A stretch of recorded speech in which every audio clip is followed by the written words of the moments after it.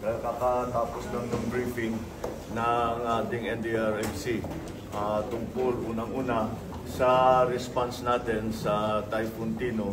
Mabigat talaga ang pagkatama sa Cebu, actually Region 6, 7, 8, Maropa, umabot sa Negros Island region. Kasi dahil tumawid ang Tino and the damage is heavy.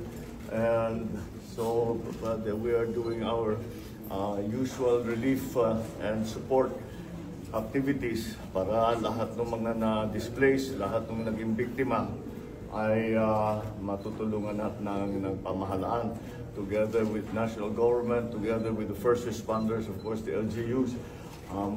Maayos naman. The only problem is that napakalakas ng Tino. Unfortunately, meron tayong inaabangan na parating na may potensyal na maging mas malakas pa.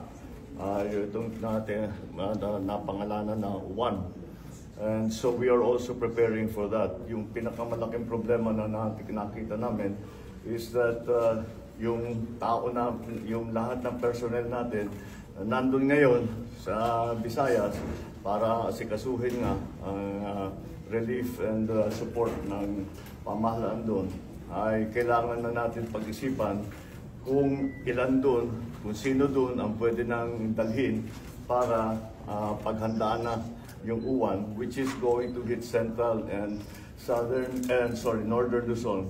Mukhang ang landfall sa Cagayan na naman. We will already be feeling the effects, yung ulan and some winds, siguro by Sunday morning. Kaya yun ang aming binabalanse kung siyempre hindi namin iiwanan ng Cebu hanggat lahat na ay in place na. The same thing, but we will do as much as we can to anticipate. Dahil marami tayong, if we anticipate well and we prepare well, marami tayong nagagawa para medyo mas mabawasan ang effect. Pero napakabigat nung nangyari ng Tino. Unfortunately, the casualty count is very high. Madami tayong deaths that we have suffered. And I do not want to give a number because we are still in the process of validating all the numbers about the damages, etc., the number of people who have been displaced, the number of families that are under evacuation centers, those that have been displaced na umuwi sa kanilang mga kamag-anak, sa mga kaibigan. Those are still being processed, but it is a significant number.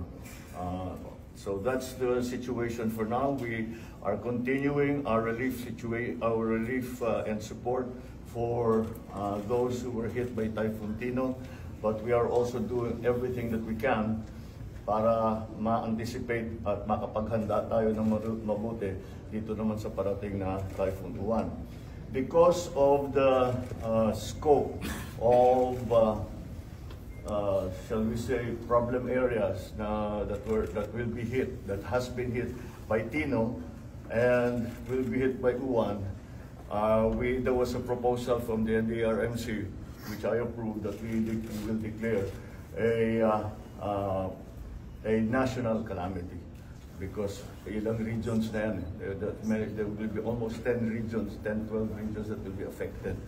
So, pagka ganun karami, ganun ang scope, then we will really have to, then it is a national calamity. So that gives us quicker access to some of the emergency funds, number one. Secondly, mapapabilis ang ating procurement so that we don't have to go through the usual bureaucratic procedures.